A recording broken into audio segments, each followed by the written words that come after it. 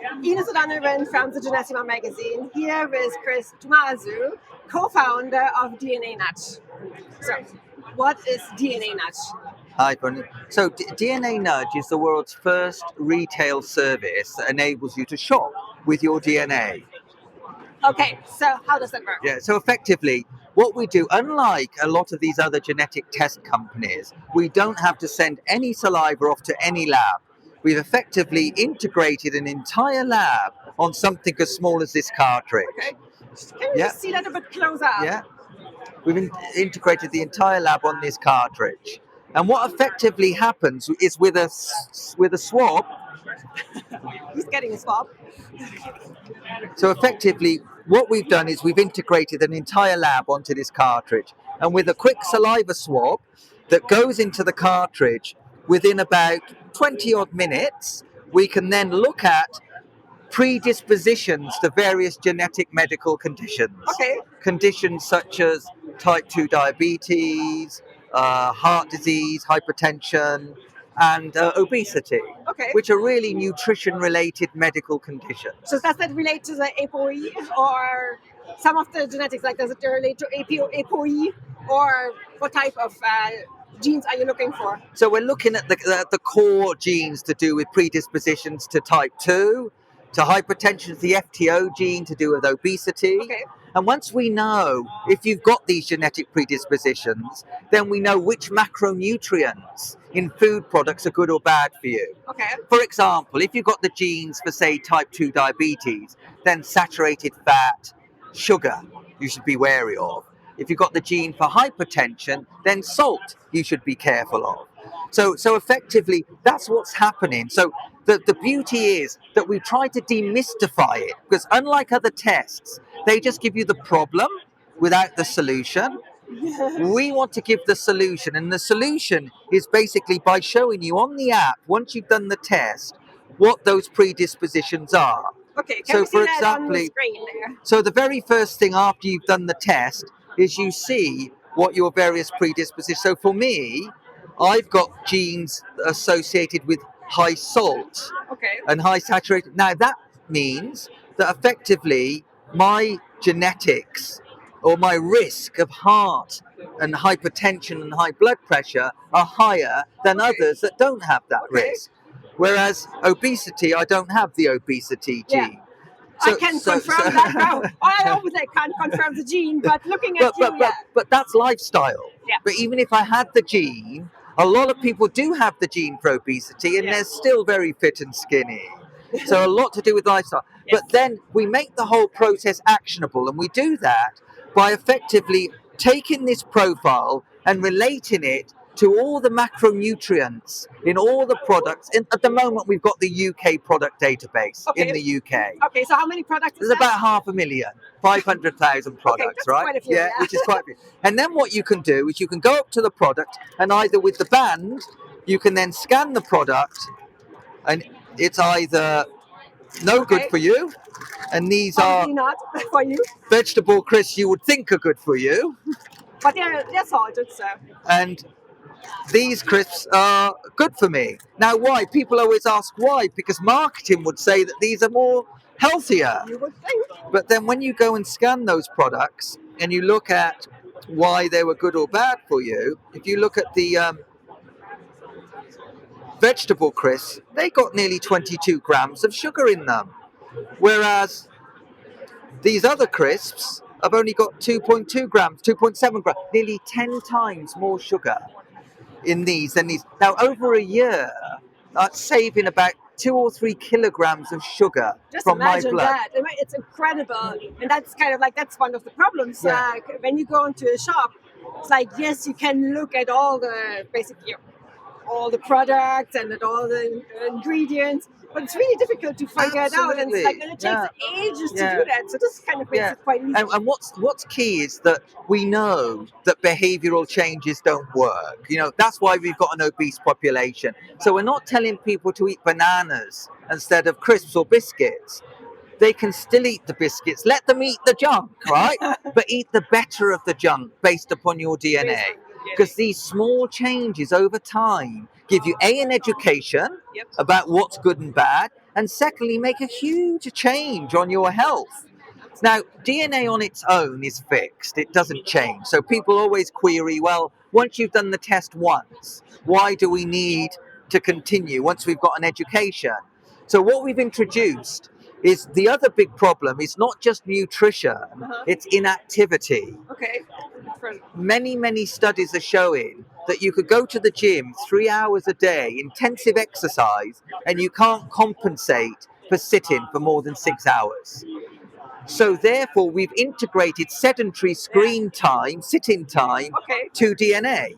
Okay. So we've put the whole package together and we've introduced it into this thing called the green DNA bar, which means that can we see that? My DNA is as good as it gets. So that is the bar. That's the green DNA bar. So the green bar. Yours is very good. Yeah, but you're walking around the whole I'm day walking at around CES. all day at CES, exactly. But if I wasn't walking around, that would start to move and become amber. Okay. And if it becomes amber, then the products that were green for me become amber. Okay. So to bring them back to green, I need to walk. Okay. So the more you move, the more you can compensate for other problems that are absolutely. Because what's more authoritative to decide what you should eat than your biology, your DNA, and your activity? Those two things combined determine what's good and bad for you.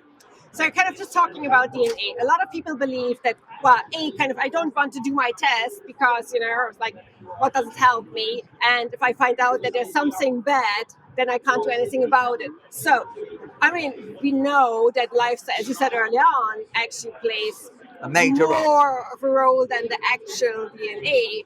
So from your point of view, how much of a role does lifestyle in comparison to the actual DNA results play? Well, first of all, the genes that we're looking at here, and we're only homing in on a few genes. We're not looking at your full genome, okay? And the genes we're looking at are very well publicized. They've been tested on millions of people, big populations.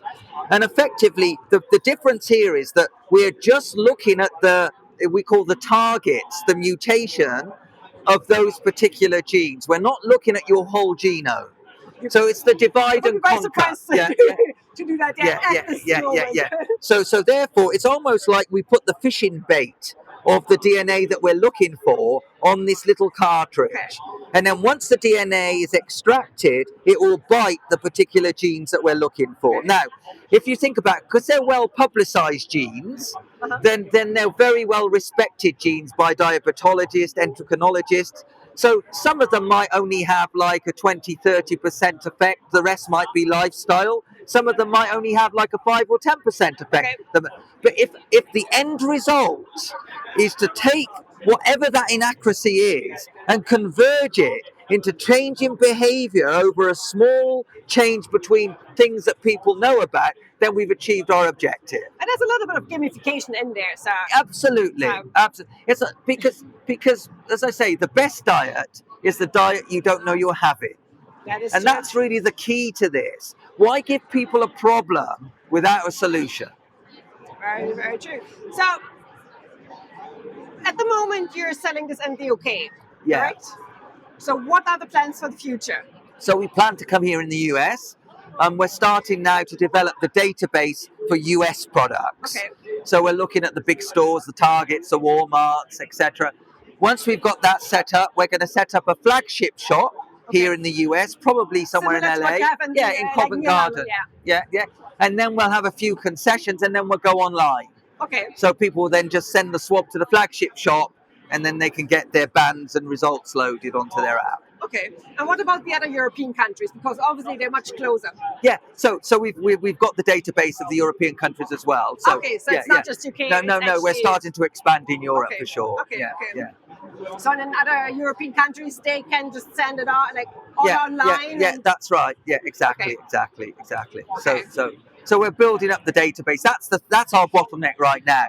I mean, the data's there, but it's relating that data to the gene profiles and getting the cloud sorted. The other expansion plans are not just keeping the cartridge for nutrition. We've got another cartridge for skin DNA. For cosmetics. So for skin DNA, for example, we can take let's say, cosmetics products. And effectively, in the same way that we looked at your DNA for nutrition, we can look at your DNA for skin. So now we have 2 DNA profiles. So 2 swabs, Okay. different cartridge, and here we're looking at genes to do with things like If you can see that actually. collagen degradation, antioxidant protection, eyelid scanning, lines, filtering genes. So these are very well-known skin DNA propensities. Yeah. And once we know that, you can then go to, I don't know, you pick up a product, a skin DNA product, and in the same way as nutrition, you scan the product and it will tell you whether it's good or bad for you based upon your not good. And the reason that's not good for me is that there's not enough antioxidant. Okay, so that actually even tells you. Yeah, it tells me, and it gives me alternatives as well. Okay. It will give me the alternatives, which are good for my skin DNA. Okay, so how do you account for sensitivities, for instance? Go a bit closer, otherwise you're not in the camera. Sensitive. So we're not looking at sensitivity to metabolism things. But it's like sensitivity from like the skin point of view. Yeah. How do you account for that? Yeah. So effectively, there are genes that look at that. Okay. So we've got the various. If you look at the skin report, things like photo aging, for example, deep wrinkles, skin irritation, stretch marks. So there are well-known mutations that relate to those conditions. Okay.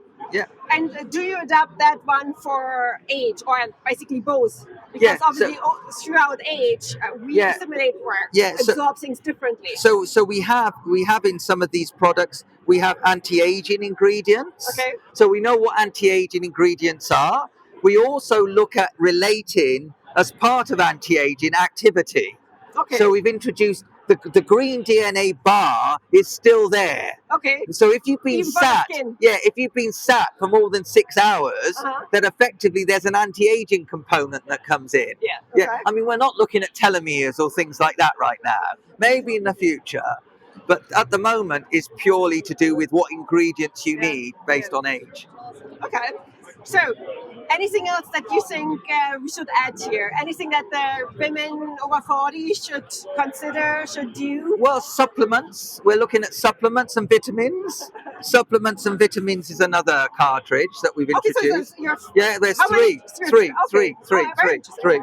And we might even do dog food in the future. I think that could be a good mark, dog DNA. But anyway, that's to come. That's actually something that at the latest anti-aging conferences, more and more has been talked. Really? More and more talked about. Oh gosh. Pets. So. Yeah, pets. I mean, somebody was telling me in the US, it's mother first, followed by children, followed by the dog, then husband. And that might well be true in some families. No, it seems to be in retail outlets. Pet foods are really sort of very big at the moment. It is a big topic. Yeah. So it's a very interesting topic. Yeah. And any other plans for the next year, let's say? Well, I think the first thing is to get the database sorted. Once we get the database sorted and we've got most of the processed foods sorted, we can start then moving into slightly more non-processed ideas, such as recipes, looking at DNA-based recipes, cookbooks, menus, restaurant menus, so we can expand the idea into other sorts of settings. But at the moment, our big sort of drive is to help tackle the obesity and type 2 diabetes problem. Okay, so how much does each cartridge cost? And then afterwards, I assume there's a subscription? Well, at the moment, we don't have the subscription in mind. Okay. Or the cartridge in the UK costs between £100 and £120. Okay. And that includes the test, the band, and the service for scanning. Okay. And if people want all three that you have right now? Majority. There's probably 90% want the whole service. And do they get it, then they get it as a bundle? Or? They get it as a bundle, yeah. Okay. Well, thank you so much, Chris. Well, thank you. No, excellent. All right. Thank you.